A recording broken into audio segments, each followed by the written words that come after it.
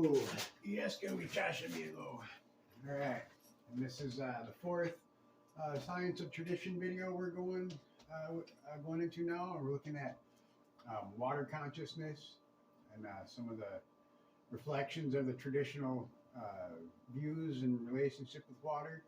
At this point, water is probably the most studied as far as new information coming out. You know, we have people like Masaru Emoto, you know, but then that goes back to like Jacques Benveniste, Luc Montagnier, you know. But what do we? What is water? So water in cells is 99% water. Cells can be. Our bodies are 70 to 90% water, and what they're finding or showing is that water has memory.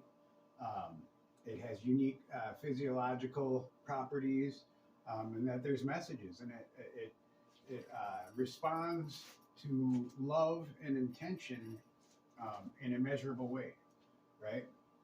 So, who was Jacques Benveniste and Luc Montagnier?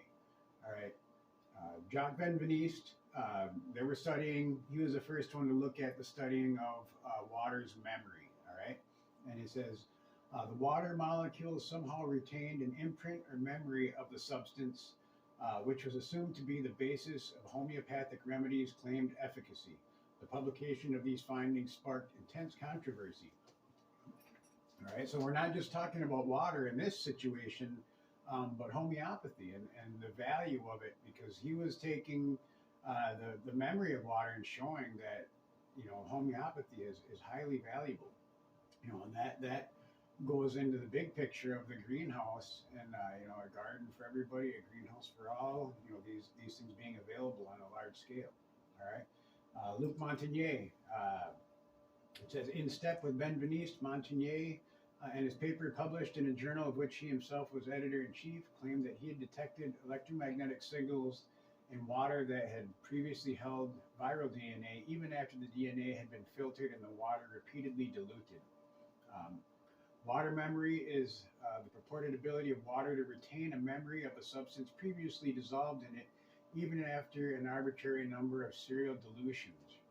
Right? So water memory, the physiological aspects of water, you know, those are all in opening the doors to new studies on water that, you know, just again show us that we know very little about it, but we can say that we can measure water in ways that show that it is alive, right? It's one of the primary living elements of nature, you know. And so what did Emoto do? He simply took words and put them on water and then froze them. So he put thank you on one, wisdom, truth, eternal, angel, I love you. And then he'd freeze them and he'd get these amazing geometric designs. Whereas like with these ones, you know, for I hate you, you're ugly, you know, these types of things would make just little blobs look more like grease rather than a geometric design. The other thing I like about Emoto's studies was the rice study that he did with water. In one jar of rice with water, he put I love you on it. In another one, he wrote I hate you.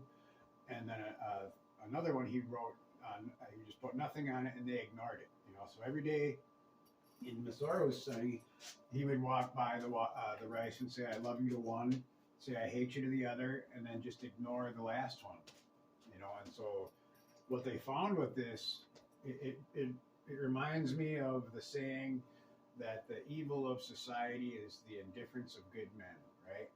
And so, what did we find with this Emoto study? We found that the opposite of love isn't hate, it's indifference, right? Because the one that said love on it turned into a nice pungent rice wine, right? The one that said I hate you on it, it rotted and got nasty, but the one that was ignored and had nothing on it putrefied and was the worst of the three, right? And so we can say from all of this that we know very little about our elements of nature as far as from a materialist perspective. But what do we know? We know that it's alive and it responds to love from us, and that we need to then modify our behavior accordingly in regards to agronomy, animal husbandry, mental health, physical health, uh, medicine. All of these things are now all coming together and all lead into exactly why the greenhouse isn't just a greenhouse. It comes with a teaching for all of these things. And so this is just off the top of my head that I put these Science of Tradition videos together. For the Morningstar movement classes, I've got what's called the 12 Reflections of Mother Earth.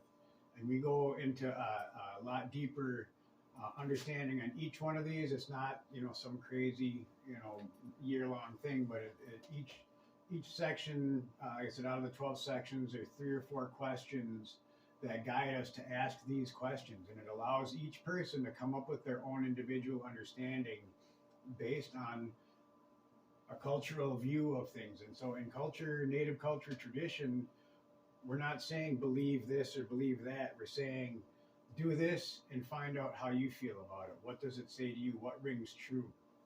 Do this and ask for an understanding, and nature will give you that understanding. We have that in obviousness right here with Masaru Emoto's works, and that just falls back onto what our elders has been telling us all along. Water is sacred, water is life. And these water, to be a water carrier is to be responsible for these things. So again, I appreciate your time. The next video will be on the science of tradition, why, what difference does it make, what's it about, and that'll go into temple farming and agronomy. So again, thank you for your time. Appreciate it. I hope